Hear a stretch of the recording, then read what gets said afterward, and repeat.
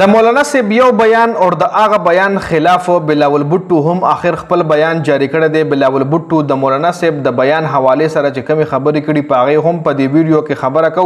بل مولانا صاحب باندې یو مقدمه هم د دغه بیان حواله سره جوړه کړې ده چې سیشن جج ول 28 جولای تاریخ هم ورکړی دی. 28 جولای باندې به مولانا په دغه کیس کې پیش کیږي. بر عمر دراز ګوندل چې کم دی هغه د پی ای حواله سره یو زبردست بیان جاری کړی چې په هغه هم خبره کو.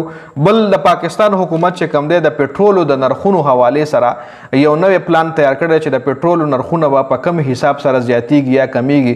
نو په هغه هم ډیټیل سره خبره کوو. په دې ویډیو کې ډېر اهم اپډیټس تاسو له کتلو له ملاویږي. ویډیو خپل هم مکمل وګورئ او مخکې ملګرو سره ضرور شریک کړئ. بلاول بوټو د مولانا صاحب حواله سره مولانا صاحب چې کم بیان جاری کړی وو د آرمی حواله سره چې د پاکستان آرمی ځوانان که شهیدان کیږي نو دوی تنخواګانې اخلي. نو د مولانا صاحب دی بیان چې کوم دی ډیر مخالفین چې کوم دی آگ بګولا کړی دي. بلاول بوټو ویلي دي چې افواج پاکستان زموږ ریډ لاین دی او د فوج خلاف یو خبره هم نه برداشت کوم. د فوج خلاف چې څوک هم خبره کوي نو هغه به زه نه برداشت کوم. هغې به زه تایید کوم او زه به د هغې مخالفت کوم او زه به د هغه جواب هم کوم. اور بل طرف ته د هغه بلاول بوټو دی چې دی په آزاد کشمیر کې مولانا صاحب سره اتحاد هم کړی د الیکشن دپاره. یعنی په آزاد کشمیر کې د الیکشن دپاره د مولانا صاحب او د بلاول بوټو پکا یاري ده خو په کې پی کې کې او په وفاق کې دی د یو بل مخالفت کوي. جی بل مولانا صاحب باندې یو مقدمه هم جوړه شوې ده په 28 جولای گجراوالا کې یو سیشن جج چې کوم دی مولانا ته سمن جاری کړی دی چې راشه په دې بیان باندې پیشي وکړه.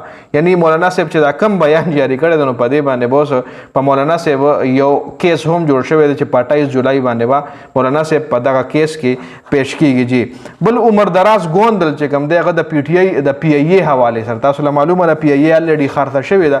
پی ای پرایویټ شوې ده او پی ای وای په 10 ارب روپۍ خرڅه شوې ده او چې چا غشتلې ده نو هغه له پراپرټي د 14 ارب روپۍ ملاو شوې ده. یعنی توس یو ځمکه د یو فار ایگزامپل ته ځمکه د 10 لک روپو واخلي خو ځمکه سره تعالی یو کس گاډم درکې ازمکه سره تعالی پاغه کې سولر پلانټ لګېدلی وي یا هغه کې ماشين وي د اوبو لکه ټیوب ویل وي پکې ساله صرف د ځمکې قیمت والی اتانا صرف د ځمکې قیمت والی او د سولر پلانټ یا د ټیوب ویل وغیرہ چې کم دی یا یو گاډي یا ټریکټر وغیرہ چې کم وي اتاله پکې ایکسترا ملو شي. نو ته وی چې ځمکه مال په 10 لک روپۍ ملو شو او ځمکه سره مال نور سيزونه چې کم دی غره زیات ملو شو. یعنی 15 لک روپو مال سامان ملو شو ځمکه سره. نو دغه رنګ عمر دراز ګوندل ویل چې پی ای په 10 ارب روپۍ خرڅه شوې ده او چې چا غشتلې ده نو هغه لا پراپرټي چې کومه د 14 ارب روپو ملو شو. یعنی پی ای سره بخامخه نور سو هم او خامخه. بل پاکستان حکومت پلان دا دی چې اوس په دای د تیلو قیمت چې کم دی د پټرولو قیمت د روزانه په بنیاد باندې جاری کوي.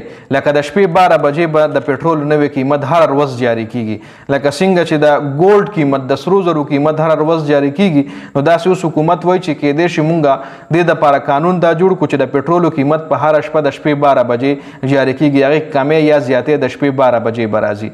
یعنی مطلب دا چې ډایرک اچانک نشو زیاتولې لنی یو ورځ به زیات کی 315 به کی بل ورځ به 320 کی بل ورځ به 325 کی به قرار ځانای نو 325 نه به 320 کی نه کدا سه هر ورځ کم دی د پټرولو قیمتونه به یا کمیږي یا به زیاتیږي.